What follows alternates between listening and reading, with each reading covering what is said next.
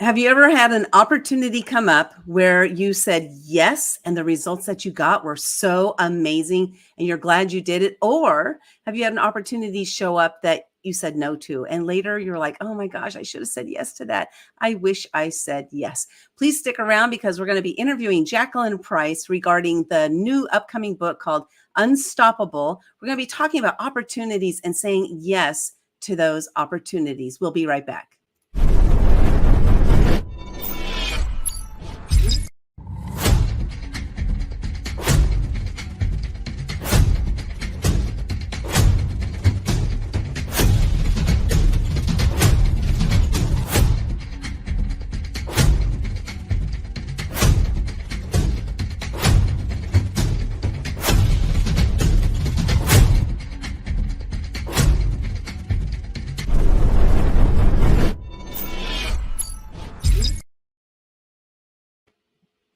Hey, Jacalyn, it's so good to have you here. And I absolutely love this topic because I've spent so many years of my life, passing up opportunities. And then I regretted them later. I have many, way too many to count of those. And so today we're going to be talking about saying yes to opportunities, which is the title of your chapter in the book, Unstoppable. So we have our new book coming out, Unstoppable Female Entrepreneurs Living Fearlessly. And again, the title of your chapter is Say Yes to the Opportunity. So first, before we, get into, about you and who you are, what you're all about, I'm curious, why did you come up with this title for your chapter in the book? Well, over your lifetime, you have so many opportunities that present themselves, and sometimes you're not sure. And quite a few times you think, will I or won't I? And then I listened to Richard Branson, and he says, well, say yes to the opportunity and figure out how to do it. I thought, well, that's a good way to do it. Say yes and then work it out. If you don't know how, ask for help. And it's amazing where it'll take you. And where has that taken you? Because I've been following you, girl, and I'm just like, wow, look at all these things that you're doing. It's been amazing. So why don't you share with us a little bit of your journey of saying yes to the opportunities and where it has taken you in your life? Well, initially I'd been out of work for many years with injury. And then my coach just said, would you like an opportunity for extra income? I thought, well, I'm on a disability pension. I want more than this. So I said yes to going to a conference and saying yes to starting the business with All Communications Network, because everybody pays a bill and it's simple. It's not easy, but it's simple. And just helping the average person, the business owner and the household save on their bills. And that just leads you to more, and joining networking groups that led me to other opportunities and saying yes. And it led me to Thailand. It led me to the States. It's amazing where it'll take you. Now I'm an author as well. And it's amazing, saying yes, it takes you anywhere. Yeah, what I find interesting is, you mentioned you were on disability and you wanted more than that. And I'm curious, because I know that there is a mindset that sometimes will set in when somebody is getting government assistance. I've seen this firsthand through family members and some friends of mine, where they don't want to make more money, because if you make more money, then you don't get your disability. So I'm curious for you, like, how long are you still receiving disability, or is this something that, you've been able to replace that and no longer worry about that disability piece there? Well, I'm no longer on the disability pension, which is good. I do have additional income through several sources, but you don't want to be stuck on disability pension for the rest of your life. I thought, no way this is going to happen. And initially I'd be told, well, you're stuck in that wheelchair for the rest of your life. I thought, that's not happening either. I thought, no, some people are, because there's no way they can get out of that. But if you've got that chance and controlling your mindset and doing some meditation and some chakra work and just relaxation and controlling your pain, this is a big thing. You're in so much pain you don't want to do anything. Yeah. And that's the biggest holdup. How do you get through something like that? Like, how do you, through your mindset, how do you push through that to get to the other side, especially if you're experiencing pain? You just have to visualize, like one of the groups we went, you visualize starting with your head, working its way down your body, through your limbs and out through your toes. So the pain goes away through your toes and you don't experience the pain. You have to virtually visualize it going through every organ, every limb, and going away through your toes so it's not there anymore.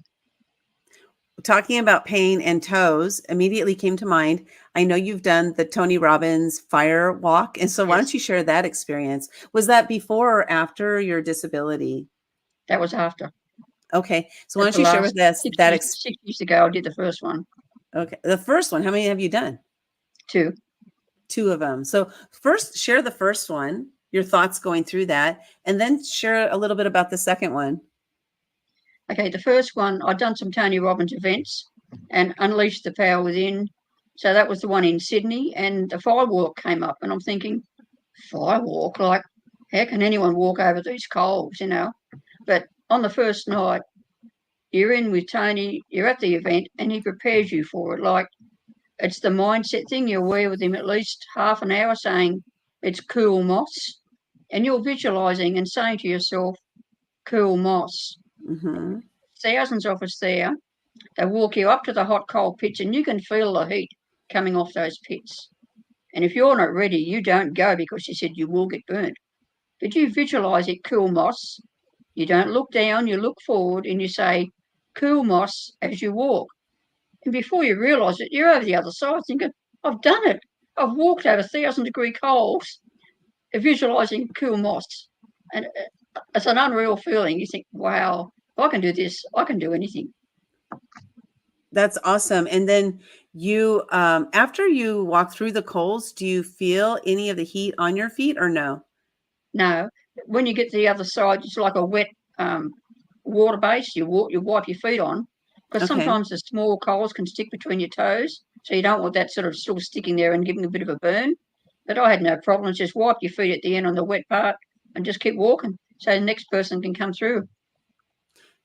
Were there, from your experience, you said there were thousands, 1,000 people there. From your experience, did you see any people who started making it through it and then they got burned, or did you experience anything like that? Or did everybody Now, make it through just if fine? you stopped halfway through it, you would get terribly burned.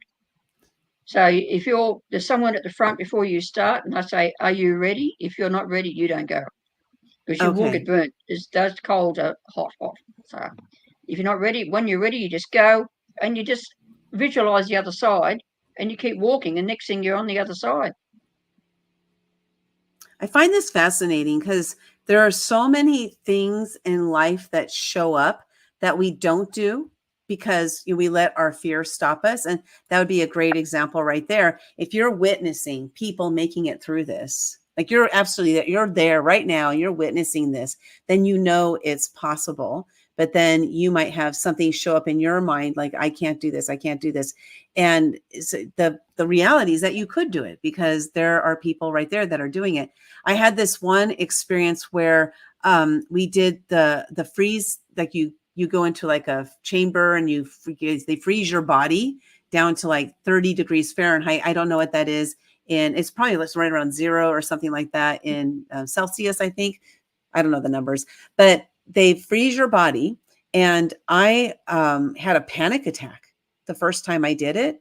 So the second time I did it, I said, what I'm going to do is I'm going to sing because I love singing. Music is my mode of meditation, I guess. And so I just asked the person that was hosting, doing the thing, the chamber, to turn up some music, 80s music, because I'm an 80s gal. And I was just singing at the top of my lungs, and I was able to stay in there the entire time. And I felt like I could have gone another 3 or 4 minutes. I don't know if that would have been healthy to go another 3 or 4 minutes, but I was able to do it. Mindset, right? So now when we're talking about opportunities, say yes to the opportunities. The title of your chapter in the book, we're talking about, the unstoppable female entrepreneurs living fearlessly. And so what is like one of the opportunities that has happened in your life that has been one that you're like, wow, I am so glad I said yes to that opportunity? Well, another networking event I went to in Sydney, then they had a trip to Thailand as part of the group. And would you like to go to Thailand? I said, I've never been to Thailand. So I said, yes. There was quite a number of us went over. And then we stayed at a resort in Thailand. And one of the first days, we had all the monks come in and give us a blessing for the networking we were doing. I thought, I'd never been amongst monks before. And just Mm-hmm. having that, just a unusual feeling of having the monks in the room with you, and it's just so quiet, and you can just picture it. It's an unreal feeling having those monks bless you. And I think, wow, just this part of it is so amazing. And then we did another part of the group. We had these big lanterns we lit, and they all went into the sky. There was, I don't know, maybe 100 or so lanterns, and they were like really big ones. You light the Mm-hmm. base, and it just floats into the air. And I thought, it's another experience being in excuse me, Thailand. And then we went on a river cruise. And the first part, you're in the river, and all these really poor people live on the river, and their huts are on the river. They dress, shower, do everything in the river. But at the Mm-hmm. bottom of the river, you've got the mansions of gold. I thought, one extreme to the other, the poor to the rich. Just going down the river, it's one extreme to the other. You wouldn't believe it if you didn't do it yourself. I thought, you Mm-hmm. just can't work out how people can live in the same country and with extreme poor and extreme rich. Yeah, that's unfortunate. I think that's in a lot of places. I've heard about that in some different countries as well, and it is where you like have a street that divides the rich from the poor, and it's Mm. like extremely wealthy to extremely poor. It's not like there's a middle ground there, and so that is so sad. But to see that and to witness that, I imagine that gives you more appreciation for your own life and what you're doing in your own life. Is that correct? That's correct. And then all the poor people were as happy as Larry. Like nothing troubled them. They were poor, but they were happy. And yet you see the Mm-hmm. rich people, a lot of them aren't happy. They've got everything in wealth, but they're not happy in themselves. It's Hmm. it's strange. Like you're rich and you're not happy. That reminds me of the saying from Les Brown. He says, they say money doesn't buy you happiness, but everybody wants to find out for themselves. And there are some people who find out that money does not find them happiness. So you have to be happy first. You get the money, and then you're going to stay happy. I think is probably how it goes. Maybe there might be some instances where the money actually makes you miserable, depending on how you utilize it and what you do with it. I want to talk. Recently, you've received several awards in your business. And so why don't you share with us, first of all, you remember that first award you got, and what was it for? And what did it feel like to get that first award? The first award, I was in a networking group, and I only just joined it because I went in business attire, and Matt said, well, put an application in for the awards. I said, okay. So I made the finals, and then I won Business of the Year for business services for ACN, All Communications Network. I'm thinking, wow, this sort of takes you to a new level. Business of the Year. I think Mm-hmm. it was just unreal. It's so exciting. Just been announced Business of the Year, and I did that 2 years in a row. And I'm thinking, this is awesome. And then I've That, made finals ever since. So just making the finals with thousands of people entering, it's a yeah. bonus making the finals. How did that feel applying for that? Because I think sometimes we might not, think that we are deserving or that we should, push ourselves, like me applying to be, to get an award. So how did that feel applying for that? Well, initially I think, well, I've only just joined the group. Why should I apply? Like, I don't know enough about the group I've just joined. He said, look, just do it. So I just did Mm-hmm. it. There's lots of questions to answer about your business and what your business does work. I work with Ronald McDonald House charities and all the other things. I'm thinking, oh, why not? Go for it. Just Yeah. another yes to the opportunity. And that's where it took me. Business of the Year. I'm thinking, wow, then you get a lovely award and everything else. And I've got my study full of award pictures and things. And it's just so exciting. You've achieved so much by just doing the application and winning. And even if you don't win, you made the finals amongst thousands of people. Then Yeah. you get all dressed up in evening wear and go to the finals. I'm thinking, wow, this is great to get dressed up. You don't often do that.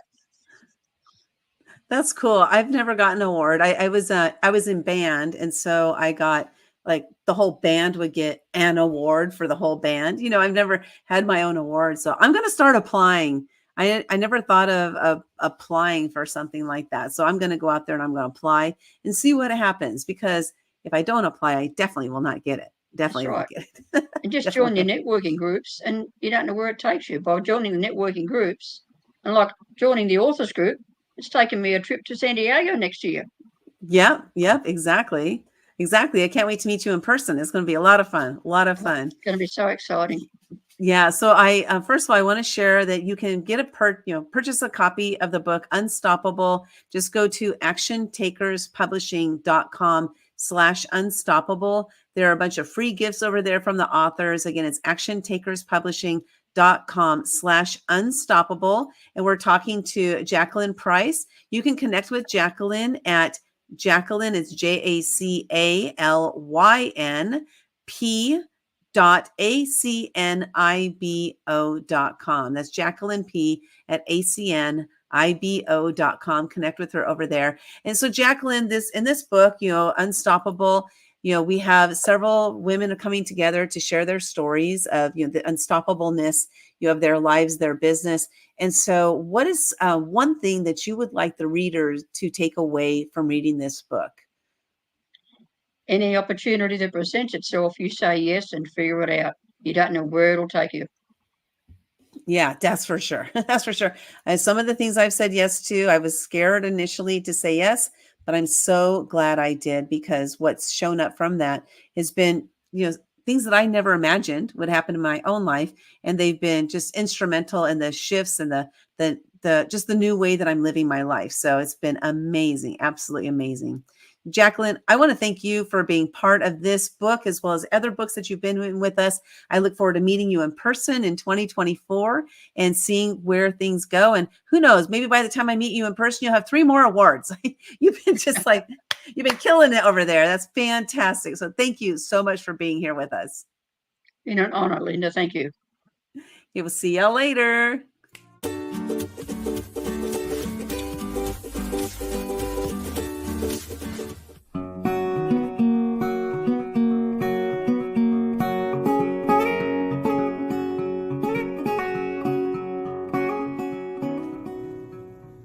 Hi, I'm Debbie Allen, and I just had an amazing opportunity working with Linda.